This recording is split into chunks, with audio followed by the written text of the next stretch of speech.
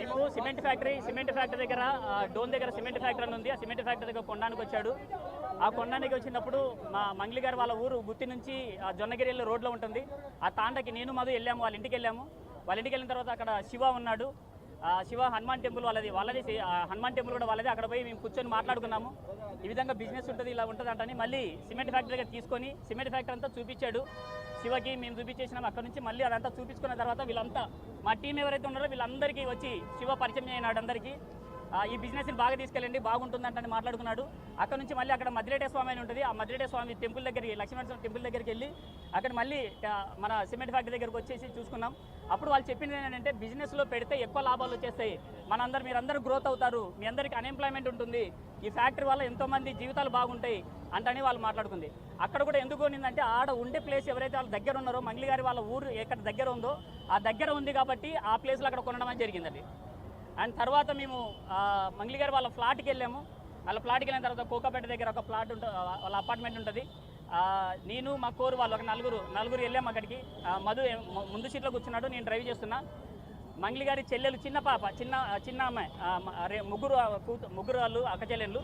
చిన్న ఆమె వచ్చిన తర్వాత సార్ తెలుసా నన్ను అడిగాడు. తెలుసు అంటే చెప్పింది ఆమె.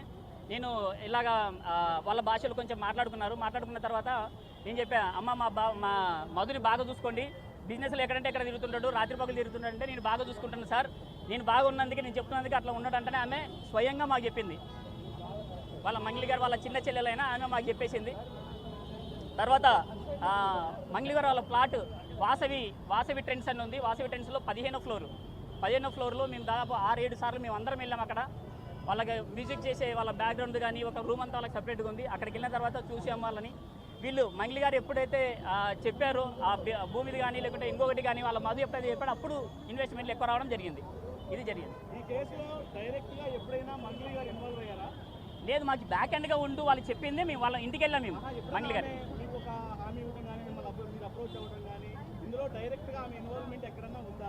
డైరెక్ట్గా అక్టోబర్ 2వ తారీఖు దసరా రోజు ఒద్దిపట్ల విలేజ్లో ఆ రోజు ఎంగేజ్మెంట్ ఉంది. ఆ ఎంగేజ్మెంట్కి వచ్చేస్తుంది, అప్పుడు కనపడుతుంది అంటే వాళ్ళు చెప్పడం. మంగ్లీ గారి వాళ్ళ తమ్ముడు శివ మాతో పాటు గట్టిగా నిలబడ్డాడు. శివకి ఇన్వాల్వ్ లేనప్పుడు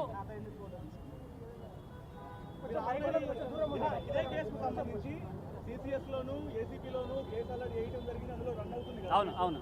మరి పంజాగుట్ట పోలీసులను ఆశ్రయించడానికి గల కారణం ఏంటి? అయితే ఇక్కడ సిసిఎస్లోని తర్వాత ఏదైతే సిసిఎస్లో కేసు ఉందో అది వీళ్ళేసింది కాదు. ఎవరైతే ఇప్పుడు సిసిఎస్ కేసు వీళ్ళేసింది కాదు. వీళ్ళ అకౌంట్లోకి కోట్ల రూపాయలు వచ్చినప్పుడు సిబిఐ సిఐడి వాళ్ళు దాన్ని ఫ్రీజ్ చేసి కేసు వేశారు. కేసు వేస్తే ఈ రమావత్ మధు అండ్ టీం ఎవరైతే ఉన్నారో వీళ్ళందరూ కూడా హైకోర్టు నుంచి బెయిల్ తెచ్చుకున్నారు. బెయిల్ తెచ్చుకొని అక్కడి నుంచి వచ్చారు. అక్కడి నుంచి వీళ్ళు ఎవరికి